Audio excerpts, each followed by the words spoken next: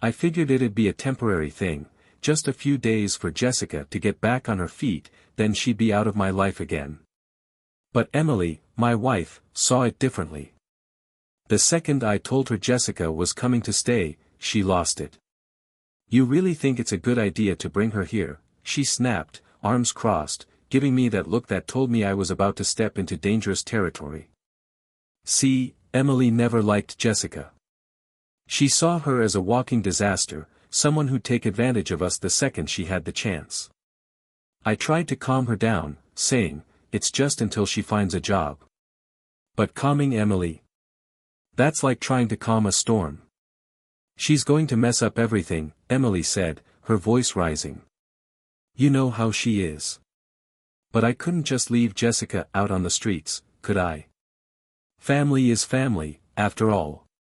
So I stood my ground. That led to a night of yelling, slamming doors, and Emily storming off to the bedroom, leaving me sitting there, wondering if I'd just made the biggest mistake of my life. Little did I know, letting Jessica into our home wasn't just the start of tension, it was the beginning of a mess that would take my life in a direction I never saw coming. A few days later, Jessica showed up with a couple of bags and that worn-out look on her face. I'll admit, it felt good to be there for her. She had no one else to turn to, and no matter our rocky history, she was still family. The first few days went by without much trouble. Jessica kept to herself mostly, pitched in around the house, and didn't step on any toes. She even started helping with the cooking and cleaning, which was way more than I'd expected. But then Emily started to act off. At first, it was little things. She'd come home from work, see Jessica and me cracking jokes in the kitchen, and suddenly get all passive-aggressive. "Must be nice to just hang out and laugh while the rest of us are out there busting our butts," she'd say. It seemed harmless at first, I figured she was just adjusting. But the comments kept coming and got sharper over time. The fact that Jessica was actually making things easier around the house didn't help either. It was like she was trying to make up for crashing here, doing her best to pull her weight. And somehow, that made Emily even more irritable. Anytime I complimented Jessica on a meal or thanked her for folding the laundry, Emily would twist it into something nasty. "Oh great, looks like you've got yourself a new housewife," she'd say, dripping with sarcasm.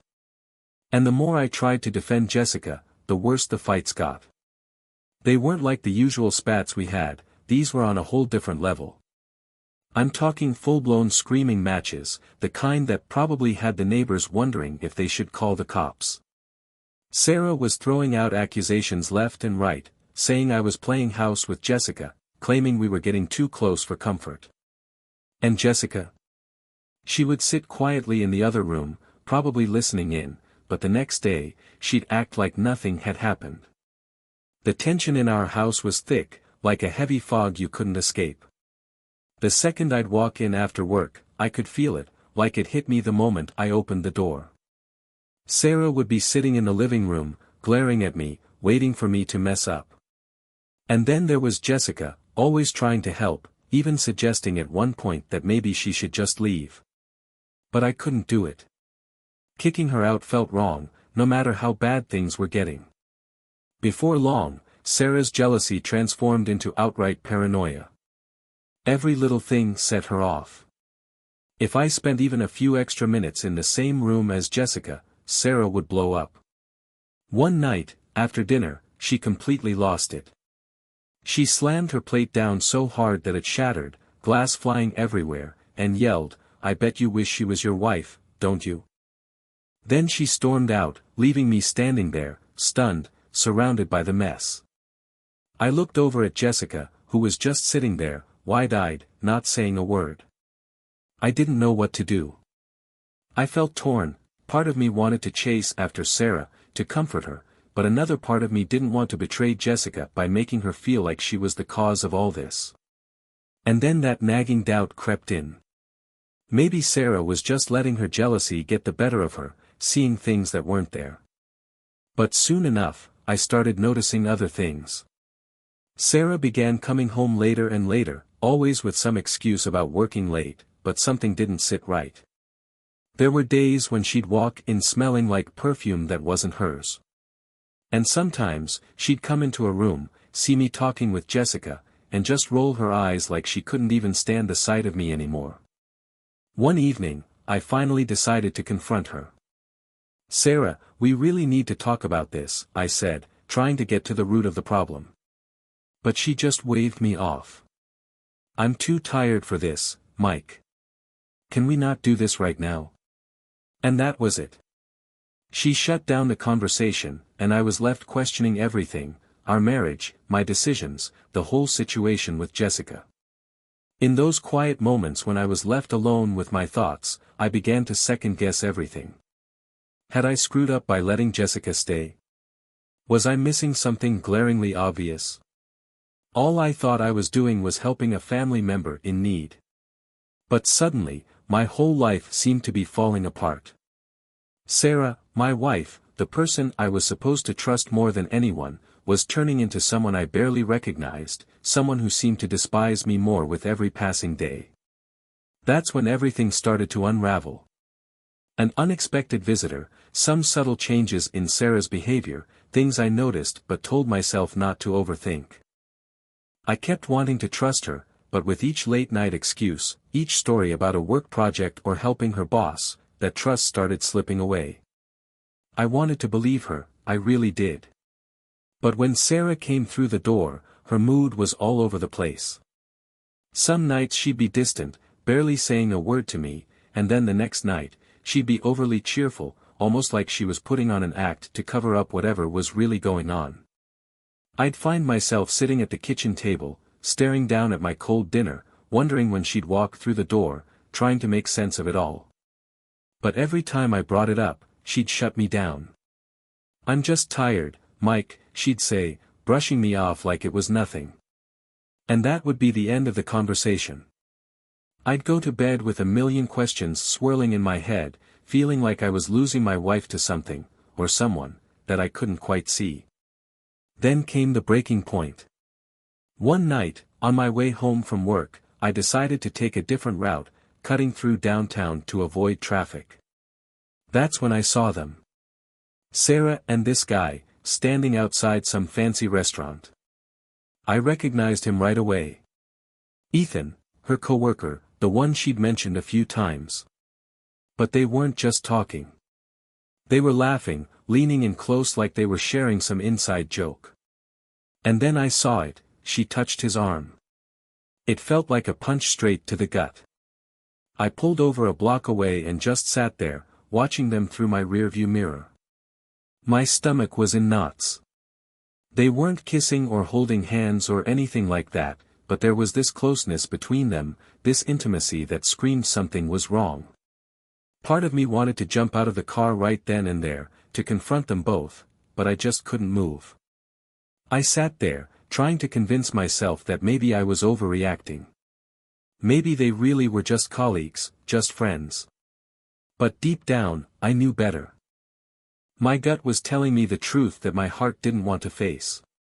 When Sarah finally got home that night, I tried to act casual, but I had to ask. "So, how's Ethan?" I said, trying to sound offhand, but really, I was fishing for something. She gave me that fake, innocent look she'd perfected over time.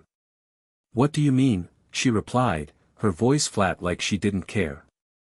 "I saw you two together," I said, my voice coming out more accusatory than I'd planned. And then came the act, the fake shock, the defensive attitude. "Oh, for God's sake, Mike. We were just grabbing dinner after work. He's just a friend, okay? Don't make this into something it's not." But here's the thing, I knew Sarah. I could always tell when she was telling the truth and when she was feeding me a lie. And that night, she was lying. Her eyes darted around, avoiding mine, and she just kept talking in circles. It felt like she was hiding something, and the thought of being played for a fool made my blood boil. I didn't push it that night, though.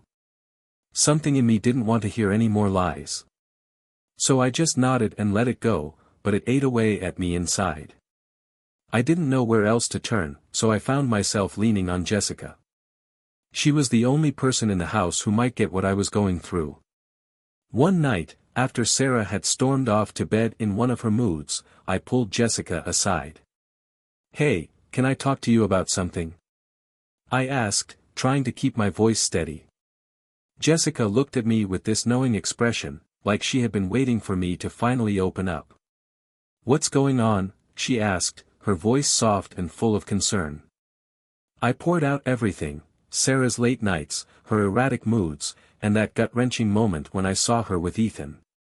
Jessica listened quietly, not interrupting or casting any judgment. When I finally stopped, she just shook her head, looking more angry than surprised. "Something's definitely wrong here," she said, her voice firm. "Who does that? Laughing with another guy while she's married?" She sounded like she couldn't even wrap her head around how Sarah could pull something like that. Then Jessica leaned in closer, lowering her voice like we were sharing some kind of secret. "You need to keep an eye on her, Mike. If she's doing something behind your back, you deserve to know." It felt good having someone in my corner, someone who understood and confirmed what I'd been thinking all along. I nodded, and from that point forward, I was on edge, watching everything. Every time Sarah's phone buzzed, or she stepped out of the room to take a call, my chest tightened. I'd lie awake at night, staring at the ceiling, wondering if she was off with him, sharing parts of her life that should have been mine. It was driving me crazy. I started tracking her every move, mentally noting every little thing she said, hoping she'd slip up, that something would give me the truth I'd been dreading. It wasn't long before the paranoia got the better of me. One night, Sarah was supposed to be working late again. Jessica was sitting in the living room, buried in a book, but she looked up at me as I paced back and forth like a man who couldn't find a way out. "Why don't you just check her phone?" she suggested after a beat. "If she's got nothing to hide, there won't be anything to find." That was all the encouragement I needed. Sarah's phone was right there on the kitchen counter, innocent enough at a glance.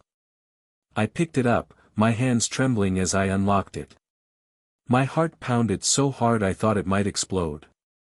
I kept telling myself to breathe, but it felt like I was crossing a line I couldn't come back from. Still, I couldn't live like this anymore, caught in limbo, unsure of what was real and what was in my head. I scrolled through her messages, trying to keep calm.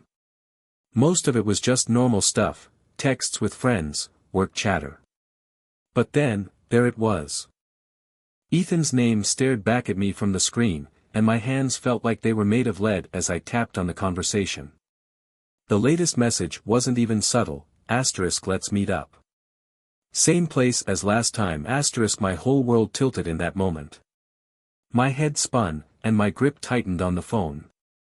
All the suspicions, the paranoia, the sleepless nights, it all came crashing together in that one text. I didn't want to believe it, but there it was, staring me in the face, undeniable. I set the phone down, my mind racing, trying to make sense of it all. I glanced over at Jessica, who was watching me closely, her face a mix of concern and determination. "Well?" she pressed, sitting up straighter, sensing something had shifted. I told her what I'd found, and her reaction was immediate. She shook her head, her voice laced with anger. "She's unbelievable, Mike. You deserve way better than this." And deep down, I knew she was right. But now what? What was I supposed to do?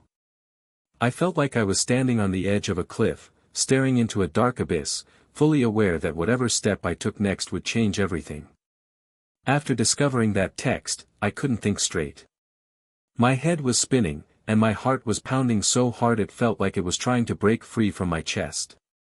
I was caught in this storm of emotions, unsure of how to move forward. You don't fully grasp the meaning of betrayal until it's staring you down in the form of something so simple, like a message, innocent on the surface, but capable of destroying your entire world. In the fog of confusion and anger, I instinctively turned to Jessica. She was in the kitchen, making coffee as if it were any other night. But the moment I walked in, she must have sensed the storm brewing inside me because she immediately set the mug down and rushed over. "What happened?" she asked, her voice steady, but her eyes sharp with that intensity I'd come to recognize. I handed her the phone, pointing to the message from Ethan. She read it, her lips tightening into a thin line as the weight of it settled in. She knew. "You see," I said, my voice trembling somewhere between rage and disbelief. "She's meeting him. Tonight." Jessica looked up at me, and I saw that familiar fire light up in her eyes. "You know what you need to do," she said, setting the phone down with a firm thud. "You need to confront her. Make her own up to this. No more waiting around, hoping she'll be honest with you. She won't. Trust me." The idea seemed crazy, like something ripped from a cheap soap opera, not my life. Yet, in that moment, desperation had a stronger grip on me than logic. "So, what's the plan?" I asked, my heart bouncing between fear and resolve.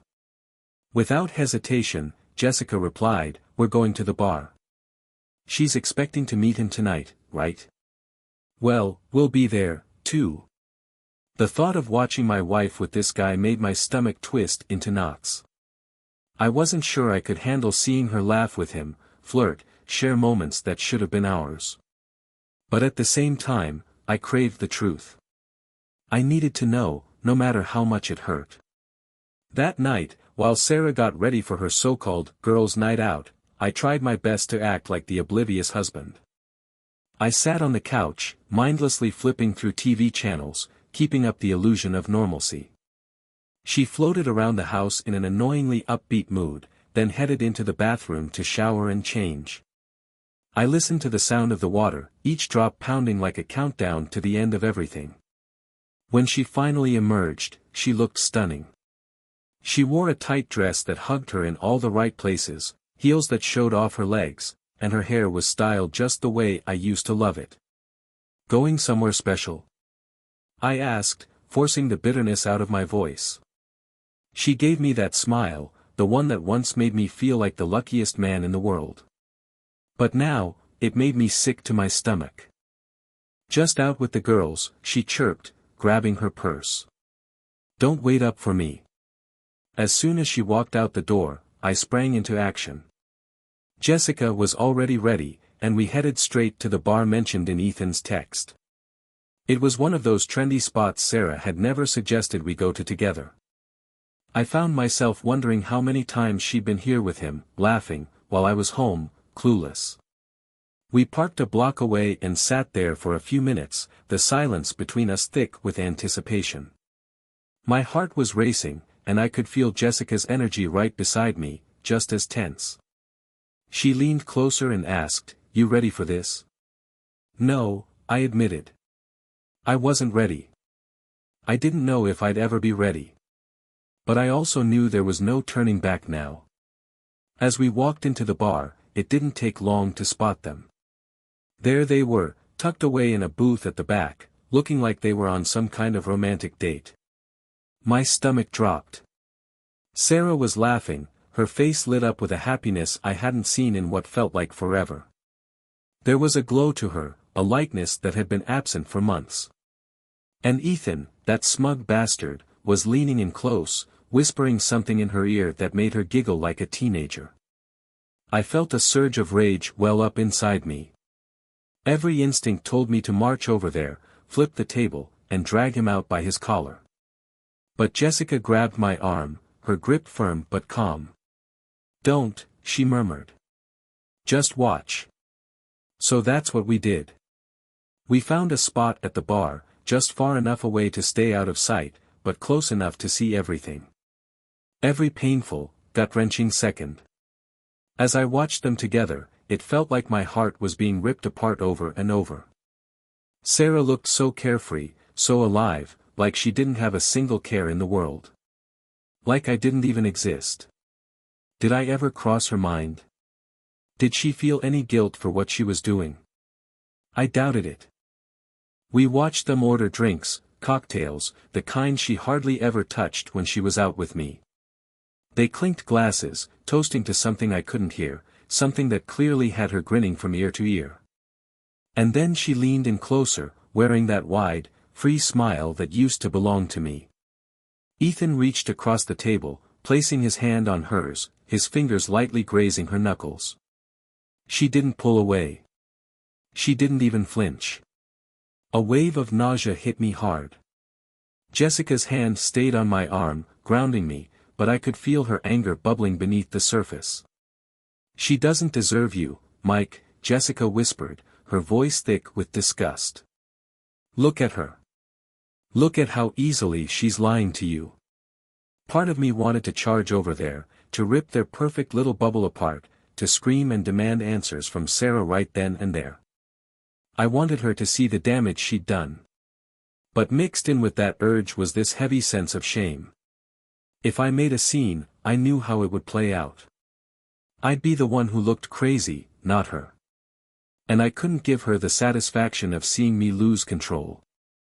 So I sat there, helpless, watching my wife flirt with another man, while my marriage crumbled before my very eyes. After what felt like an eternity, Ethan stood up and took Sarah's hand. They started making their way toward the exit, and with each step, my heart pounded louder in my chest.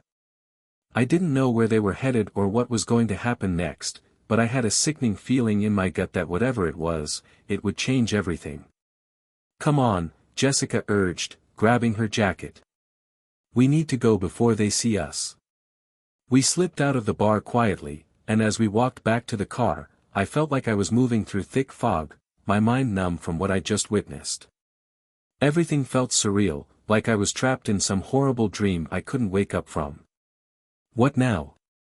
I whispered, barely able to get the words out. Jessica turned to me, her eyes sharp with determination. "We make her pay," she said simply, like it was the most obvious thing in the world. As crazy as it sounded, I found myself nodding, actually agreeing with her. In that moment, revenge felt like the only thing holding me together. The thought of making Sarah pay for what she'd done seemed to be the only thing keeping me from falling apart completely. But as we drove home, the reality of it all started sinking in. Sarah, the woman I had shared my life with for years, was out there with another man, laughing with him, touching him, plotting something behind my back. This wasn't some spur-of-the-moment fling. It was thought out, calculated. And that realization cut deeper than anything else.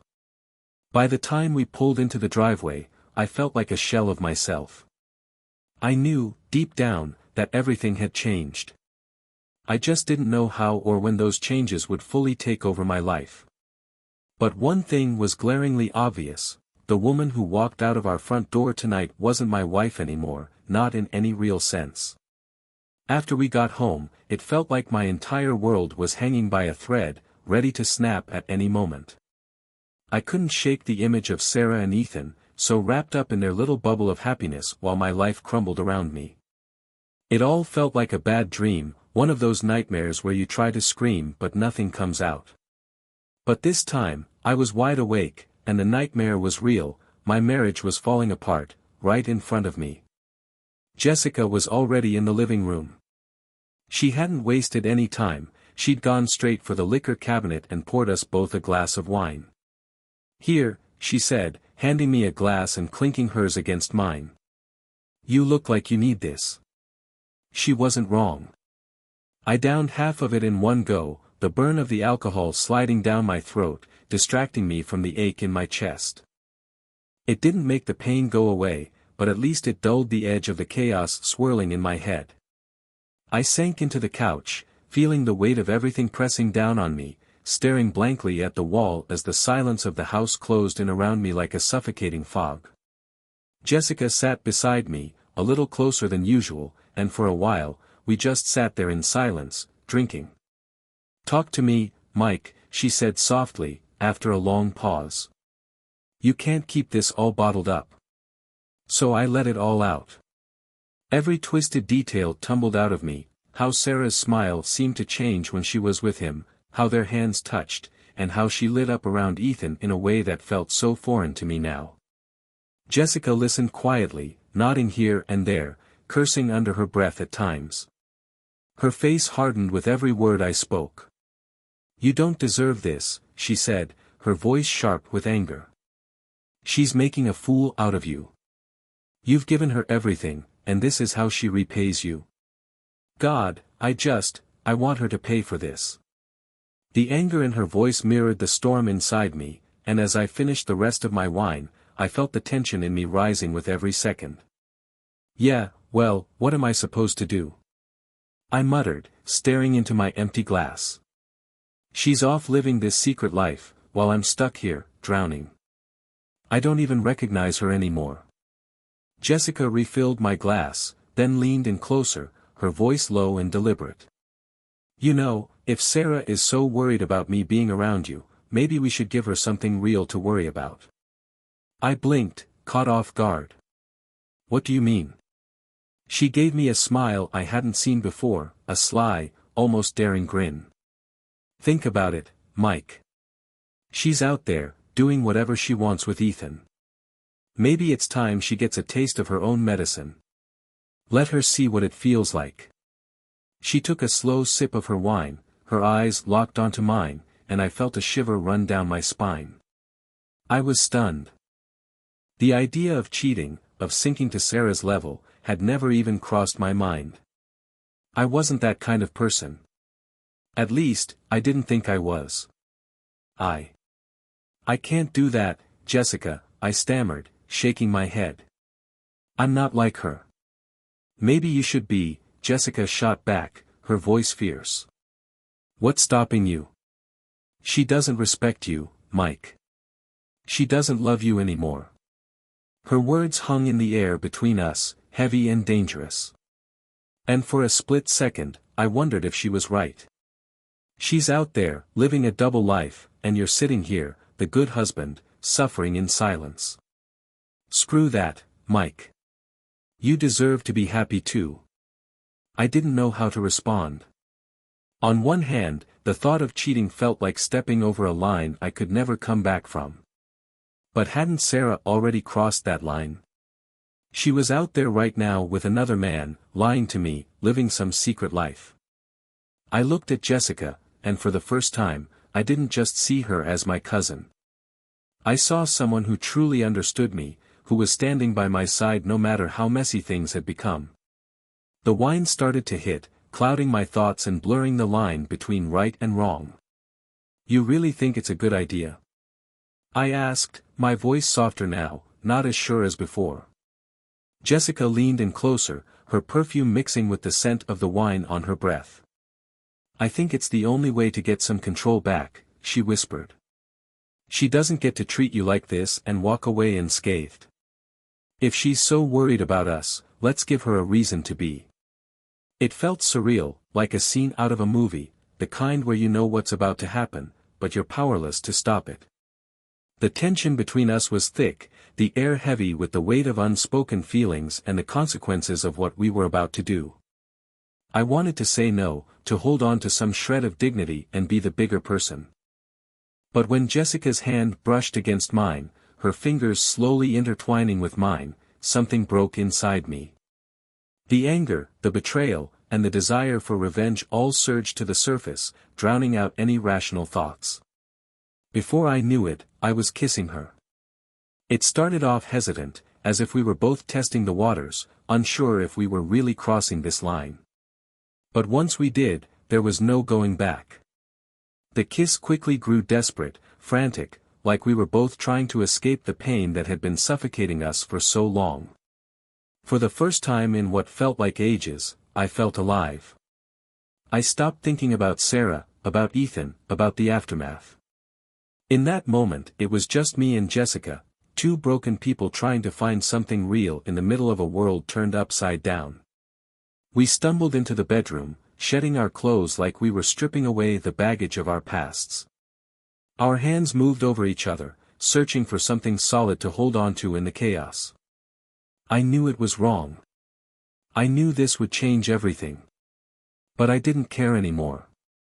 I just wanted to feel something other than betrayal, and Jessica was right there, matching my every movement, whispering that I deserved to be desired. When it was over, we lay there in silence, tangled in the sheets, breathing heavily. For a brief moment, the quiet felt comforting, a peace I hadn't known in weeks. But then reality came crashing in, and the weight of what we had done settled heavily in my chest. The next morning was a blur of panic. I was jolted awake by the sound of the front door creaking open, and a cold wave of dread washed over me. Sarah was home. My heart raced as I sat upright in bed, my pulse hammering in my ears. Beside me, Jessica was still half asleep, barely stirring under the covers. But it was too late to hide. Panic gripped me as I realized there was no way out. The door swung open, and there stood Sarah, her face twisted in disbelief and fury. "What the hell is going on?" she demanded, her voice slicing through the air like a knife. My stomach dropped. She stormed into the room, her anger radiating in every step. "Are you serious, Mike? In our bed?" I was frozen, unable to respond. What could I say? There was nothing to explain, really. Sarah had made her choices, and now I had made mine. But, of course, she wasn't about to see it that way. "How could you betray me like this?" she screamed, her voice trembling with outrage. "After everything I've done for you, after all these years, and this is how you repay me?" Jessica scrambled out of bed, pulling the sheets around her in an attempt to cover herself, her eyes never leaving Sarah. "Maybe you should think about your own choices before pointing fingers," she said, her voice steady but firm. Sarah, however, wasn't in the mood for reason. "You're both disgusting," she spat, her cheeks streaked with tears, but not tears of sadness. These were tears of pure rage. It was as if she couldn't believe someone had the audacity to betray her, the queen of hypocrisy. For the first time, I didn't feel guilty. I felt no remorse for what had happened. As I stood there, looking at Sarah, the woman who had systematically destroyed our marriage, who made me doubt my own worth and sanity, I realized this was the moment it all shifted. There was no fixing what had been broken. And maybe that was a relief. Sarah's face flushed red with fury, her eyes wild as she kept shouting. "How could you do this, Mike? How could you betray me? Us?" She was shaking with rage, her fists clenched tight, like she was ready to explode, at me, at Jessica, or maybe even at herself. Her words were dripping with venom, a bitter rage aimed at me for daring to break the illusion of our marriage. She launched into a tirade about betrayal, painting herself as the victim, as if she hadn't been sneaking around with Ethan behind my back. "Do you even understand what you've done?" she screamed, her voice cracking under the weight of her emotions. "You've ruined everything. My life, our marriage, and you." She shot a hateful glare at Jessica, her voice dripping with contempt. "You're nothing but a snake. Both of you." A wave of anger surged within me, heating up my blood until my vision blurred. I was done with listening to her twisted narrative, done with being the one who was blamed, done with the lies. "You want to talk about betrayal, Sarah?" I yelled, my voice rising to meet hers. "Don't you dare play the victim here. I know about Ethan." Suddenly, the room went dead silent. Her jaw dropped, and her eyes darted around, searching for an escape, for some way to wriggle out of the truth. What are you talking about?" she stammered, but the panic was written all over her face. "Cut the act, Sarah," I said, stepping closer, my voice firm. "I saw the messages. I saw you with him at the bar. Do you really think I'm that naive? You think I didn't know what's been happening behind my back?" She stood there, frozen, her body stiff like she was bracing herself for the blow. And then she did what she always did, she tried to twist the situation, to bend reality until it suited her. "It's not what you think," she began, her tone softening, almost pleading, like she thought changing her voice could somehow rewrite what I already knew. But I wasn't falling for it anymore. He's just a friend. I never meant for it to go this far. I was lonely, Mike. You were so caught up in your own world, and I needed someone to talk to. I couldn't believe what I was hearing. Even now, after everything that had happened, Sarah was twisting the story to make herself the victim, as if her betrayal was somehow my fault. A harsh, bitter laugh escaped me before I could stop it. "You know what? I'm done," I said, my voice calm but firm. "I can't do this anymore, Sarah. I won't. I'm filing for divorce. You and Ethan can have each other, for all I care." Her face shifted from anger to shock, her eyes wide with disbelief. "You're throwing everything away over one mistake," she yelled, incredulous. "You'd end our marriage over one stupid choice." "It wasn't a mistake, Sarah. It was a choice," I replied, feeling lighter with every word. "And you made that choice, over and over again." For the first time, Sarah didn't have a response. She stood there, her body trembling with rage, her chest heaving as she glanced between me and Jessica. In a blind fury, she stormed out of the room, slamming doors and throwing things, the sound echoing through the house like the final nails in the coffin of our marriage. The room fell silent after her departure, the tension hanging thick in the air. Jessica didn't say anything, and neither did I. We both understood that a line had been crossed, one that couldn't be undone. Everything was different now, and it wasn't something we could pretend away. A few days later, Jessica packed up her things. She stood by the door, holding her suitcase, and said quietly, "I think it's for the best." I couldn't argue with her. There was too much between us now, too much history, too much damage. I didn't regret what had happened, but I knew we couldn't go back to pretending that life could just pick up where it left off. We tried to keep things friendly after she left, but there was a heaviness in the air, an awkwardness that made it clear we were both tiptoeing around what had happened. Sarah. She was just gone. She moved out a week later, leaving behind a note saying she was staying with a friend until things blew over. But I knew the truth, she didn't want to face the consequences of her actions. She couldn't bear to look at the wreckage she'd caused. The divorce was just as messy as I expected it to be. She contested every little thing, the house, the finances, even the furniture. At one point, she tried to guilt-trip me into reconsidering, saying we could work through it, that I was being cruel for wanting to end things. But I held my ground. There was no going back. Nothing she could say would change that. Once the dust settled, the paperwork was signed, and the lawyers were done, I found myself standing alone in what used to be our home. It was an odd feeling, this mix of liberation and emptiness. The life I had known was over, and I didn't know what was coming next. But I was determined to rebuild, piece by piece. The weeks that followed became a blur of rediscovery. I revisited old hobbies I hadn't touched in years, things I'd set aside as life and marriage took over. I picked up a guitar that had gathered dust in the corner, took long drives through the countryside, and started reading books I'd always meant to but never had the time for.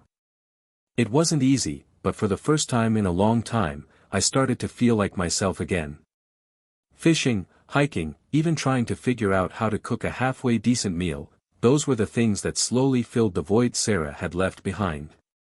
At first, it felt strange, like I was trying to piece together a new life out of scattered fragments. But over time, it got easier.